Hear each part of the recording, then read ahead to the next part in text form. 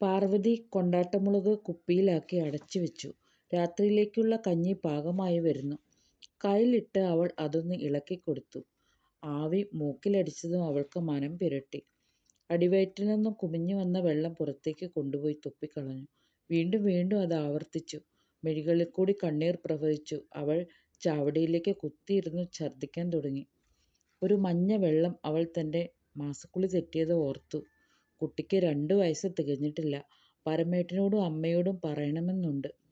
തലകറക്കവും തോന്നുന്നുണ്ട്. അവൾ ചാവടിയിലേക്ക് മെല്ലെ ചാഞ്ഞു കിടന്നു. കണ്ണിൽ ഇരുട്ട് കയറുന്നുണ്ട്. അകത്ത് കുട്ടി കരയുന്നുണ്ടോ എന്നവൾക്ക് സംശയം തോന്നി. മെല്ലെ എണീറ്റ് വടക്കേപ്പുറത്തേക്ക് ചെന്നു. ശരിയാണ്, കുട്ടി നടന്ന് മെല്ലെ പുറത്തേക്ക് വരുന്നുണ്ട്. വിതുമ്പി കരയുകയാണവൻ. കണ്ണൻ ഇളയതിനെ തടയാൻ വേണ്ടി പിറകെ വരുന്നുമുണ്ട്. അവൾ കുട്ടിയെ പരമൻ്റെ കയ്യിലേക്ക് ഏൽപ്പിച്ച് അകത്ത് കിടക്കയിൽ പോയി കിടന്നു. എന്തേ പറ്റിയത് പാറുവിന്? അയാൾ പാറുക്കുട്ടിയുടെ മുഖം തന്നിലേക്ക് തിരിച്ചു പിടിച്ചു. ഒന്നുമില്ല. ആ ചാടിയിൽ നെല്ലിക്ക ഉപ്പിലിട്ടിട്ടുണ്ട്. അതിലൊരെണ്ണം എനിക്ക് കൊണ്ടുവന്ന് തരുമോ? നല്ലോണം മനം പുരട്ടുന്നുണ്ട്. എന്താണെന്നറിയില്ല, അവൾ പരാതി പറഞ്ഞു. ഉച്ചയ്ക്ക് ഒന്നും കഴിച്ചില്ലേ? വയറ്റിലൊന്നും ഇല്ലാഞ്ഞിട്ടാവും. പരമൻ അതും പറഞ്ഞ് ചാടിയിൽ നിന്നും ഒരു നെല്ലിക്ക എടുത്ത് പാർവതിക്ക് കൊണ്ടുപോയി കൊടുത്തു. അവളത് കുറേശ്ശെയായി കഴിക്കാൻ തുടങ്ങി. പരമൻ പാറുവിനരികിലായി ഇരുന്നു. പരമേട്ടാ, എനിക്ക് കുളി തെറ്റിയെന്നൊരു സംശയം. അവൾ ആ സംശയം പരമനോട് പറഞ്ഞു. പരമൻ ചാടി എണീറ്റു. താൻ എന്തായി കേൾക്കണേ? പാറുവിൻ്റെ വായിൽ നിന്നും താൻ എന്തോ അസത്യമായതു കേട്ടിരിക്കുന്നു. ഹേയ്, തനിക്ക് തോന്നിയതാവും. വയറിന് പിടിക്കാത്തതെന്തോ കഴിച്ചിട്ടുണ്ട്. അതായിരിക്കും തൻ്റെ ഈ ക്ഷീണം.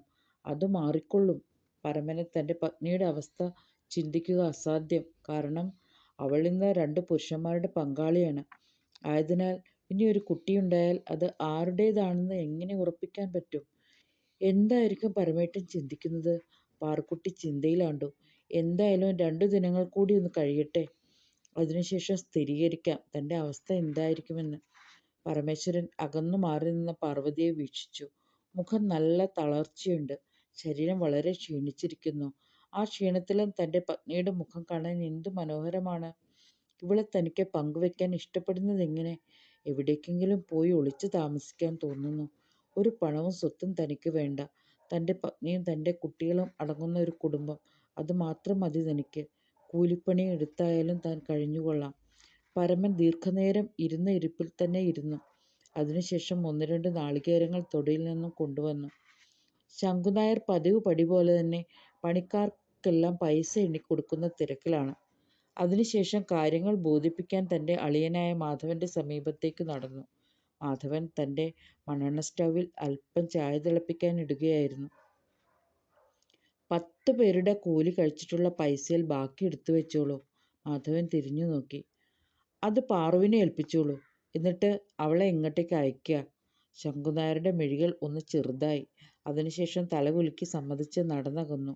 അത് ഇത്തിരി കൂടിപ്പോയോ എന്ന് മാധവനും തോന്നി. പിന്നീട് അതുതന്നെ ശരിയെന്ന് മനസ്സാലെ സമ്മതിച്ചു. ശങ്കുനായർ അകത്തു ചെന്ന് നങ്ങയോട് മാധവൻ്റെ ആവശ്യം പറഞ്ഞു. നങ്ങ അതേ എന്ന് തലയാട്ടി. അതിനുശേഷം പാറുവിനെ തിരക്കി അകത്തേക്ക് നടന്നു. പാറുക്കുട്ടിയെ ഒന്ന് നീട്ടി വിളിച്ചു.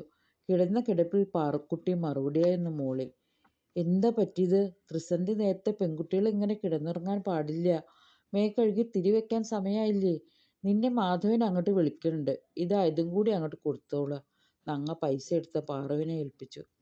എനിക്കിപ്പോൾ അങ്ങോട്ട് പോവാൻ തീരെ വയ്യ. തല കറങ്ങുന്നുണ്ട്. അത് പറഞ്ഞാൽ എങ്ങനെ പറ്റുക? ഓൻ കാത്തിരിക്കൂലേ? നമ്മളൊരു വാക്ക് പറഞ്ഞാൽ അത് നടത്തിക്കാട്ടണ്ടേ? അമ്മേൻ്റെ കുട്ടിയല്ലേ? പറഞ്ഞത് കേൾക്ക്.